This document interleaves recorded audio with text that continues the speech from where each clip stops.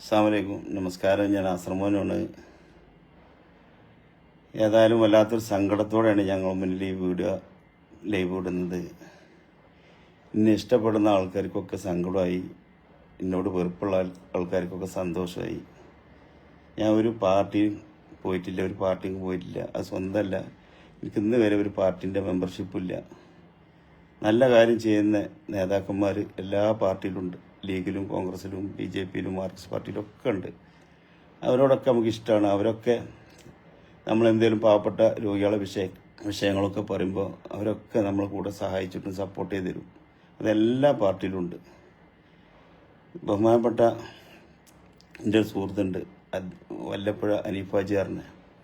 അദ്ദേഹത്തിൻ്റെ ഒരു കേസ് സംബന്ധമായ ആവശ്യത്തിനാണ് ഞാൻ ബഹുമാനപ്പെട്ട നമ്മുടെ അഡ്വക്കേറ്റ് ശ്രീ പ്രകാശേട്ടനെ വിളിച്ചത്.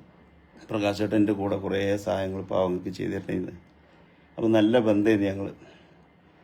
അനീഫാജിൻ്റെ കേസിന് ലൂട്ടിയാക്ക CPIൻ്റെ നേതാവുണ്ട്, മൂപ്പരാളും അനീഫാജിയും പാടെയാണ് കേസ് കൊടുത്തതും.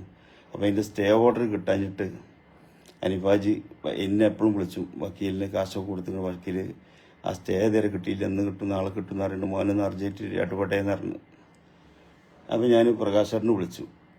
അപ്പോൾ പ്രകാശേട്ടൻ ഫോൺ എടുത്തില്ല. പിന്നെ ഉച്ചയ്ക്ക് തന്നെ പ്രകാശേട്ടൻ 2 മണിക്ക് വിളിച്ചു. എന്താ മോനോ അത്യാവശ്യം വിളിച്ചു, ഞാൻ തിരക്കിലെന്ന് പറഞ്ഞു. അപ്പോൾ ഞാൻ പറഞ്ഞു വല്ലപ്പോഴും അനീഫാജിൻ്റെ ആ സ്റ്റേ ഓർഡർ അർജൻറ്റായിട്ട് കിട്ടണം, അയാളാകെ വിഷമത്തിലാണ് എന്ന് പറഞ്ഞു. പിന്നെ എന്നാൽ മോനൊരു കാര്യം ചെയ്യും, ഒരു 4 മണിക്ക് അരിക്കോട്ടേക്ക് മൂപ്പരാളായിട്ട് പോകാൻ നമുക്ക് കൂടി ഇന്ന് സംസാരിക്കാറ്. അപ്പോൾ ആയിക്കോട്ടെ അറിയാൻ വല്ലപ്പോഴും അനീഫാജിക്ക് വിളിച്ച് പറഞ്ഞു, നിങ്ങൾ 3:09 കുടിക്ക് വരി, അതിലോട്ടേക്കാനും കൂട്ടി നമുക്ക് പിന്നെ വക്കീൽ അരീക്കോട്ടേക്ക് ചെല്ലാൻ പറഞ്ഞു. നമ്മൾ അവിടെ നിന്ന് സംസാരിക്കാറുണ്ട്. അങ്ങനെ അരീക്കോട് എത്തി.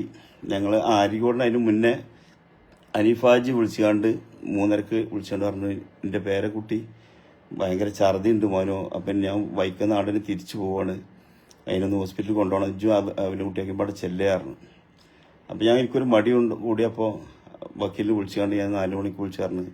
വക്കീലെ സ്വന്തം എൻ്റെ അവിടെ ഒരു മരണം ഉണ്ടായിരുന്നു, അപ്പോൾ അതുകൊണ്ട് 5 മണിക്കാണ് എൻ്റെ അവിടെ ഒരു മരണമുണ്ട്, മയ്യത്തെടുക്കൽ. അപ്പോൾ ഞാൻ നാളെ വരാം, അനീഫാജിനെ കൂട്ടിക്കാണ്, അനീഫാജിനെ കുട്ടി ഇങ്ങനെ ഒരു പ്രശ്നമുണ്ട്, നാളെ വരാറ്.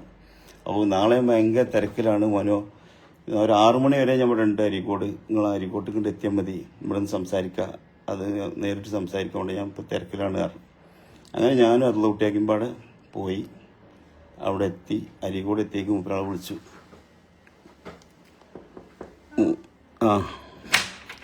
അരീക്കോട് എത്തി മൂപ്പരാൾ വിളിച്ചതിന് ശേഷം മൂപ്പരാൾ പറഞ്ഞു, പിന്നെ ഞാനിങ്ങനെ ഒരു ഓഡിറ്റോറിയത്തിലുണ്ട്, മോനും ഇങ്ങോട്ട് വാങ്ങുന്ന പറഞ്ഞു. അങ്ങനെ ഞാനും അതിൽ കുട്ടിയാക്കുമ്പാടെ ആ ഓഡിറ്റോറിയത്തിൻ്റെ അടുത്ത് ചെന്ന് അവിടെ ചെന്ന് അതിൽ കുട്ടിയാക്ക ഞാനും പാടെ ഞങ്ങളൊരു 2-3 ആൾക്കാർ കൂടിക്കാണ്ട് ആ ഓഡിറ്റോറിയത്തേക്ക് നേരെ ഉള്ളിൽ കൊണ്ടുപോയി. ഉള്ളിൽ ചെന്ന് സ്റ്റേജിലേക്ക് കയറ്റുമല്ലേ. അപ്പോൾ ഞാൻ അഡ്വക്കേറ്റ് പ്രകാശേട്ടൻ വന്ന് കൈ പിടിച്ചു, നമ്മളെ അന്വേഷണങ്ങളൊക്കെ പറഞ്ഞ്. ഞാൻ പറഞ്ഞ് ഞങ്ങൾക്ക് വേഗം പോകണം, തിരക്കിലാണ്, നിങ്ങളും തിരക്കിലല്ലേ പറഞ്ഞു. ഒരു 5 മിനിറ്റ് ഇരിക്കുവാനോ, 5 മിനിറ്റ് ഇരുന്നിട്ട് പോകാറ്. അപ്പോൾ ഈ കേസിൻ്റെ 2 ദിവസം കൊണ്ട് അതിന് സ്റ്റേ ഓർഡർ കിട്ടും, ഞാൻ വാട്സപ്പിൽ അയക്കാം, അത് ഓക്കെ ആയിക്കുണ്ടെന്ന് പറഞ്ഞു.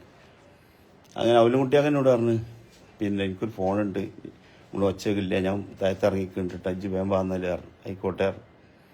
അങ്ങനെ പ്രകാശേട്ടൻ അതിൻ്റെ അടിയിൽ കൂടി അനൗൺസ്മെൻറ്റ് ചെയ്ത് കണ്ട് നാസർമാൻ പറഞ്ഞ ആളുകളെല്ലാവരും അറിയുമെന്നറിയില്ല, പക്ഷേ ഒരുപാട് പാവങ്ങളെ സഹായിക്കുന്ന വ്യക്തിയാണ് അദ്ദേഹം. സഹായിക്കുന്നതിൽ ഞാനും പങ്കാളിയാവരുണ്ട്.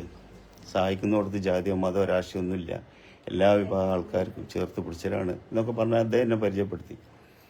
പിന്നെ എന്നോട് പറഞ്ഞ് 2 വാക്ക് മാനു സംസാരിക്കാറ്. അങ്ങനെ ഒരു പതിപ്പ്, ഒരു എന്തായാലും പറയാം, അത് എന്നെ പൊന്നട എന്നെ അണിയിച്ചു മൂപ്പരാൾ. അങ്ങനെ നേരെ മാനു 2 വാക്ക് പറഞ്ഞു. അപ്പോൾ ഞാൻ സംസാരിക്കണോ വക്കീൽ വെച്ച് 2 വാക്ക് മാനു പറഞ്ഞു പോയിക്കുവാറ്. ആയിക്കോട്ടെ. അങ്ങനെ ഞാനവിടെ നേരെ സംസാരിച്ചു. ഞാനൊരു പാർട്ടിയിലും മെമ്പർഷിപ്പില്ല, ഒരു മതസംഘടനയിലും മെമ്പർഷിപ്പില്ല. ഞാൻ എല്ലാ പിന്നെ വിഭാഗം ആൾക്കാരും, എല്ലാ രാഷ്ട്രീയ പാർട്ടിയിലെ ആൾക്കാരും നമുക്കിഷ്ടമാണ്, നല്ല സഹായം ചെയ്യുന്ന ആൾക്കാരെ. അത്തരക്കാരെ കൂടെ ഞാൻ സജീവമായിട്ട് പോകലുണ്ട്, അവിടെ രാഷ്ട്രീയം നോക്കലില്ല എന്നൊക്കെ പറഞ്ഞുകൊണ്ട്. പിന്നെ ഞാൻ പറഞ്ഞു, നമ്മൾ ആരെങ്കിലുമൊക്കെ സഹായിക്കുമ്പോൾ, നമുക്കൊരു വിഷമം വരുമ്പോൾ നമ്മളെ സഹായിക്കാൻ 100 ആളുണ്ടാവും. നിങ്ങളൊരു പട്ടിണിക്കാരൻ്റെ വിശപ്പ് മാറ്റി കൊടുത്ത് നോക്കി, അന്ന് നിങ്ങൾക്ക് കിട്ടുന്ന സുഖങ്ങൾ എന്താ നിങ്ങൾക്ക് നേരിട്ട് അനുഭവിച്ചറിയാം. അത്രയും സന്തോഷമായിക്കാരം നമ്മൾ മറ്റുള്ളവരെ സഹായിക്കുമ്പോൾ. ഇപ്പം എൻ്റെ മോന് അപകടത്തിൽപ്പെട്ടു. ഡോക്ടർമാർ വിധി എഴുതിയത് 6 മാസം കഴിഞ്ഞിട്ട് എന്തെങ്കിലും പറയാൻ പറ്റുള്ളൂ. ആയിരങ്ങൾ എൻ്റെ മോന് വേണ്ടി പ്രാർത്ഥിച്ചു, എല്ലാ മതവിഭാഗത്തിൽപ്പെട്ടവരും പ്രാർത്ഥിച്ചു. മോനത് 3 മാസമായപ്പോൾ തന്നെ ആരോഗ്യത്തോടെ എല്ലാം ഷിഫായി മാറി. പഠിച്ചവനപ്പോൾ നമ്മളെ കൂടെ ഉണ്ട് കാണിച്ചിരുന്നില്ലേ. അപ്പോൾ അതേമാതിരി ഒന്ന് വീണ് കിടന്നാൽ ആരാ നമ്മളെ ഹോസ്പിറ്റലിൽ കൊണ്ടുപോവുക, ആരാ അവസാനം വെള്ളം തരിക, ആരാ രക്തം ആവശ്യം വരുമ്പോൾ ആരെ രക്തം നമ്മൾ വേണ്ടെന്ന് പറയാം. ഹിന്ദുവിൻ്റെ രക്തം വേണ്ടാരോ, മുസ്ലിമിൻ്റെ വേണ്ടാരോ, ക്രിസ്ത്യൻ്റെ വേണ്ടാരോ. അപ്പോൾ നമുക്ക് നമ്മൾ മരണഭയക്കാരെ എല്ലാവരും പേടിച്ചു. മറ്റുള്ളവരെ സഹായിക്കാനുള്ള മനസ്സ് നമുക്കുണ്ടെങ്കിൽ തീർച്ചയായിട്ടും പടച്ചമ്പരാൻ നമ്മളെ കൂടെ ഉണ്ടെന്ന് ഉറപ്പാണ്.